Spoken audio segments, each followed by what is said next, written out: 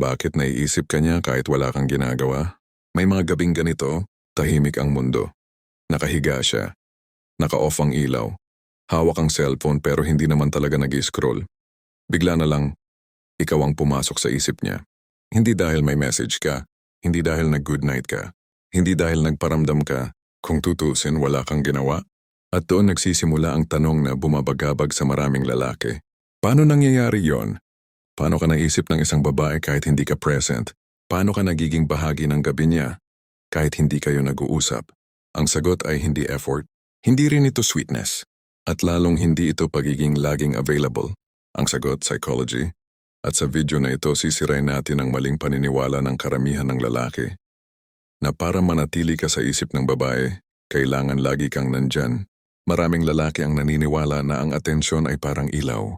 Kapag bukas makikita ka, kapag patay mawawala ka.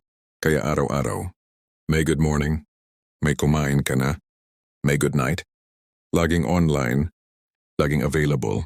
Ang iniisip nila, kapag lagi niya akong nararamdaman, hindi niya ako makakalimutan. Pero kabaligtaran ang nangyayari. Kapag sobra kang present, nawawala ang misteryo. At kapag nawala ang misteryo, namamatay ang curiosity. At kapag walang curiosity, wala ka na rin sa isip niya. Kaya kahit anong effort mo, kahit gaano ka kasincere, parang dumadaan ka lang sa buhay niya na parang background music. Naririnig pero hindi pinapansin. Mas masakit pa may isang lalaking bihira magparamdam, hindi pala chat, hindi naghahabol, pero siya ang hinahanap-hanap ng babae. At ikaw na halos ibinigay mo na lahat, parang wala lang. Hindi ito dahil mas gwapo siya. Hindi rin dahil mas mayaman siya. May alam lang siyang hindi mo pa alam. Psychological trick number 1, ang lakas ng kawalan. May isang konsepto sa psychology na bihirang pinag-uusapan ng mga lalaki. Ang tawag dito Zeigarnik effect. Ibig sabihin nito mas tumatatak sa isip ng tao ang mga bagay na hindi tapos, hindi buo, at may kulang. Isipin mo, kwentong hindi tinapos. Tanong na walang sagot, presensyang biglang nawala. Ang utak ng tao ay ayaw ng bitin. Kapag may kulang, babalikan at babalikan iyon ng isip. At dito pumapasok ang sikreto ng mga lalaking hindi madaling makalimutan. Hindi sila laging nandyan. Pero kapag nandyan sila, may iniiwan silang bitin. Isang usapan na hindi sinagad. Isang presensya na hindi palagi. Isang interes na ramdam, pero hindi sigurado. At dahil doon, nagiging unfinished business ka sa isip niya. Kaya kahit wala kang ginagawa, kahit wala kang chat, ikaw ang hinahanap ng utak niya. Hindi dahil gusto kanya agad, kundi dahil may kulang siyang gustong buuin. Ang problema sa karamihan ng lalaki, presence lang ang puhunan. Kapag nandyan sila, okay. Kapag nawala sila, wala na rin. Parang ilaw na pinatay, tapos ang kwento. Wala silang iniwang baka sa isip ng babae. Walang memory trigger. Walang emosyon na kakapitan. Kaya totoo ang sinasabi. Out of sight, out of mind. Pwede kang maging sobrang sipag sa chat. Pwede kang maging sobrang sweet. Pero kapag bigla kang nawala, parang hindi ka na niya kilala. Samantalang may lalaking minsan lang dumaan sa buhay niya, pero hanggang ngayon hindi niya makalimutan. Hindi dahil perpekto siya, kundi dahil may iniwan siyang marka. At dito na papasok ang ikalawang psychological weapon. Psychological trick number 2, memory anchors. Ang utak ng tao ay associative. Ibig sabihin, mahilig itong magdugtong-dugtong ng alaala at emosyon. Kapag may isang bagay na paulit-ulit na inuugnay sa isang tao, automatic na maalala mo ang taong iyon. Kapag nakita mo ang bagay na iyon, ito ang tinatawag na memory anchoring at classical conditioning.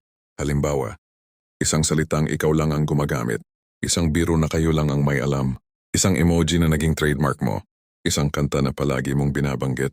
Kapag nakita niya yon, ikaw ang lalabas sa isip niya. Kahit wala ka, kahit hindi ka nagparamdam, kahit matagal na. At dito nagkakaroon ng kalamangan ng lalaking marunong gumamit ng anchors.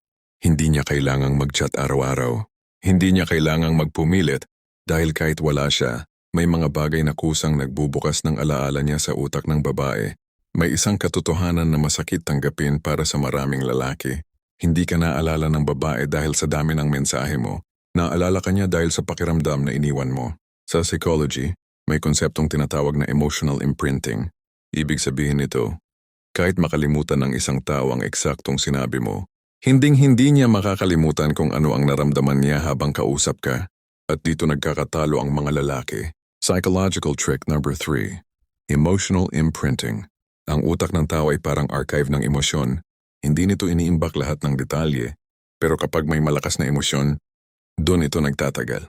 Kaya may mga lalaking, minsan lang nakausap, minsan lang nakita, hindi laging present, pero kapag naaalala sila, may kasamang kilig, lungkot, or excitement.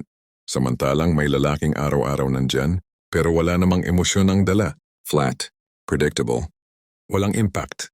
At ang flat madaling kalimutan. Bakit hindi sapat ang kabaitan lang? Maraming lalaki ang mabait, maraming consistent, maraming sweet, pero konti lang ang emotionally memorable. Pudo, kumain ka na? Ingat ka. Good morning. Good night. Walang masama doon. Pero kapag iyan lang ang laman ng koneksyon, nagiging routine, at ang routine nakakaantok sa utak. Samantalang isang tanong na may lalim, isang biro na may kakaibang timpla, isang usapan na may katahimikan at bigat, iyan ang tumatatak. Hindi kailangang laging masaya, hindi rin kailangang laging sweet. Ang mahalaga may emosyon. Minsan, nakakatawa. Minsan seryoso, minsan playful, minsan tahimik pero malalim. Ang emotional variety ang gumagawa sa iyo na hindi mapalitan kasi karamihan ng lalaki, pare-pareho ang tono, pare-pareho ang approach, pare-pareho ang pakiramdam. Ikaw kapag naiiba ang iniwan mong emosyon, may sarili kang pwesto sa isip niya. Ito ang sikreto ng mga lalaking kahit wala naiisip pa rin. Una, hindi sila laging available. May presence, may absence. May bitin. Ikalawa, may iniwan silang anchor. Salita biro kanta vibe. Ikatlo, may iniwan silang emosyon, hindi flat, hindi boring.